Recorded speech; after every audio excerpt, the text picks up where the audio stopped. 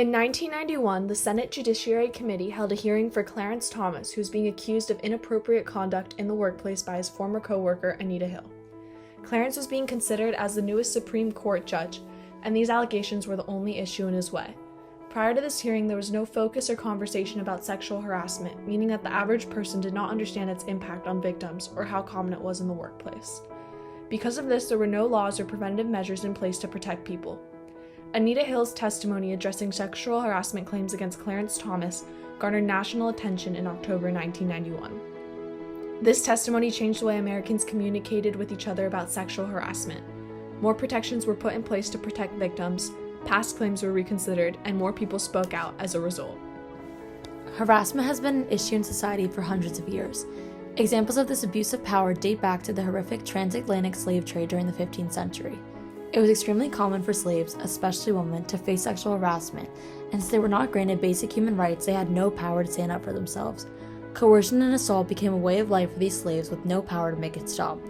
Eventually, slavery was abolished, but the principles concerning how people are supposed to respond to inappropriate behavior while working that were established during this time period continued.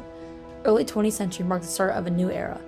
Women were joining the workforce due to the increasing popularity of textile factories that increased job opportunities for the extremely limited market available to women.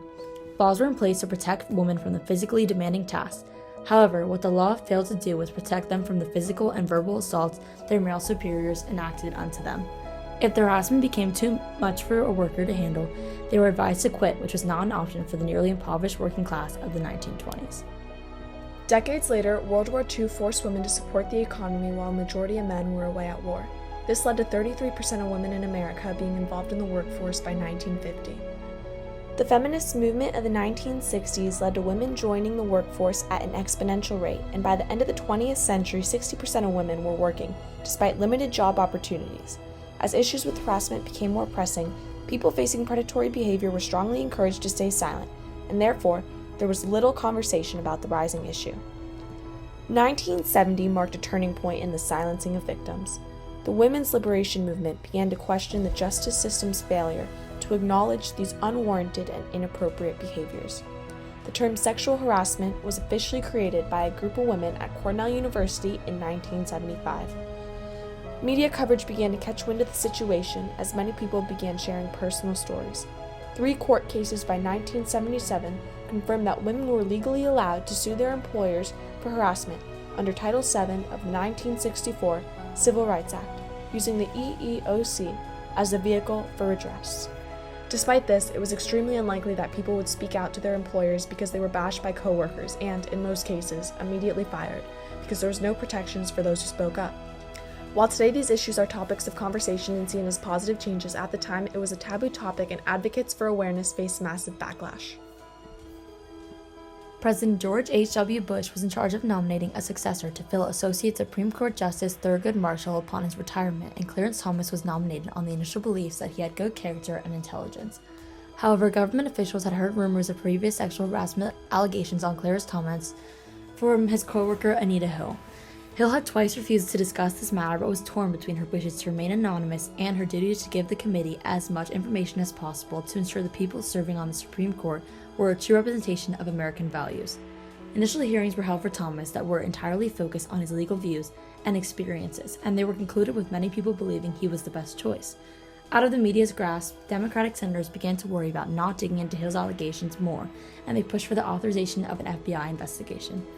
A few weeks later, interviews to both parties took place, and Hill submitted an affidavit to the Judiciary Committee that current presidential nominee Joe Biden was the Judiciary Chair of. The allegations were not made public up to this point in time, but Biden had been keeping the Republicans up to speed with the investigation. There had been no reason for the public to suggest that Thomas had any controversies in his past, but a quote from Biden left the public feeling confused. Times News reported that Biden said, "I believe that certain things are not an issue at all, and that is his character. This is about what he believes. I know my colleagues, and I urge everyone else to refrain from personalizing this battle." In October, Hill holds a press conference claiming she is willing to testify, but she made 2 requests to the committee. First, that the committee investigate the charges, and second, that the charges remain confidential. On October 11, 1991, the second hearing for Thomas was held. The hearing quickly became intense and chaotic. A large reason for the massive media attention that the trial earned was due to the lack of control the hearing was composed of, leaving Hill to be incredibly disrespected throughout the process. Hill's claims were that Thomas had talked to her about pornographic material and a multitude of other inappropriate topics for the workplace. After many times of asking him to stop, he continued with the inappropriate conversations and a constant persistence of trying to advance on her despite her constant rejections. Travesty. It's a national disgrace. And from my standpoint, as a Black American, as far as I'm concerned, it is a high-tech lynching for uppity Blacks who in any way deign to think for themselves. Some of the uncalled for comments came from people of extremely professional background. Senator Arlen Specter accused Hill of flat-out perjury at one point. At another, he suggested her testimony was the product of fantasy. Senator Orrin Hatch, who is still on the committee today, suggested that she got the idea for some of her charges from the movie The Exorcist. During the interviews, 4 female witnesses were waiting to be called, but due to what was reported as a private compromise deal between the Republicans and Biden, they were never called. Hill offered to take a polygraph test which did confirm her statement, but Clarence refused to, claiming they were seeking to block a Black conservative from taking a seat on the Supreme Court. While at first Hill faced much backlash for her claims, as times went on, more and more women began claiming they too had witnessed sexually explicit remarks. Many more people began to believe Thomas had lied during the hearing.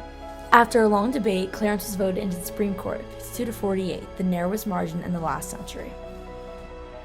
The short-term effect of the testimony was the media storm that followed, the horrifically handed hearing in which Hill was forced to sit through explicit questioning and badgering without even having her witnesses to support her statement, filled newspapers, magazines, and radios for months following.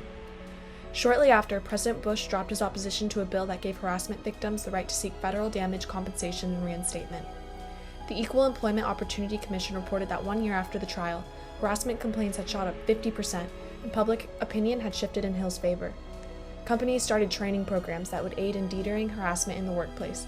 1992 became known as the Year of the Women because a record number of female politicians were elected to office. 24 women won election to the House of Representatives, which more than doubled the total number of female representatives at the time, and 4 women were elected to the Senate, bringing the total number to 6. Now, nearly 30 years later, we continue to see the effects of Anita Hill's testimony. Through movements that bring awareness of sexual assault like the Me Too movement and Time's Up movement, we see the influence of Hill and how she sparked a revolution that focuses on ensuring everyone should feel safe without fearing harassment. This testimony has had an impact on the presidential election as well. Joe Biden played a large role in controlling this hearing, and many people blamed him for how Hill was allowed to be attacked throughout questioning. Biden has been questioned multiple times throughout the race for the presidency on his association with the hearing. Because of Hill and her bravery to speak out against harassment she faced from people in positions of power, the door for more victims to come forward safely was opened. Talking about harassment was an unheard of topic not too long ago, and now that laws have been put in place due to the rising attention on the issue, the world is now a few steps closer to eradicating it from day-to-day life. This testimony changed the way Americans communicate with each other about sexual harassment.